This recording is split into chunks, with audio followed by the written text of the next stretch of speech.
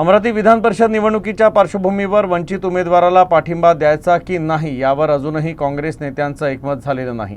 याबाबत बैठक देखील पार पडली असून थोडक्यात निर्णय झालेला नाही। त्यामुळे आता अमरावतीच्या जागेवर काँग्रेसची भूमिका काय राहणार याकडे साऱ्यांचं लक्ष लागलंय। विधान परिषदेच्या अमरावतीच्या जागेसंदर्भात अमरावती शहरात काँग्रेसच्या ज्येष्ठ नेत्यांची बैठक पार पडली। मात्र या बैठकीनंतर कोणताही ठोस निर्णय जाहीर करण्यात आला नाही। अमरावती विधान परिषद निवडणुकीच्या पार्श्वभूमीवर वंचित बहुजन आघाडीच्या उमेदवाराला पाठिंबा देण्याबाबत ही चर्चा करण्यात आली। मिळालेल्या माहितीनुसार काँग्रेसकडून वंचितच्या उमेदवाराशी संपर्क साधण्याचे प्रयत्न करण्यात आले, मात्र अपेक्षित प्रतिसाद मिळाला नाही। त्यामुळे निर्णय प्रक्रियेला विलंब होत आहे। तर या निवडणुकीत काँग्रेस तटस्थ राहते का की वंचित बहुजन आघाडीच्या उमेदवाराला पाठिंबा देते? आता काँग्रेसच्या भूमिकेकडे साऱ्यांचं लक्ष लागलं आहे।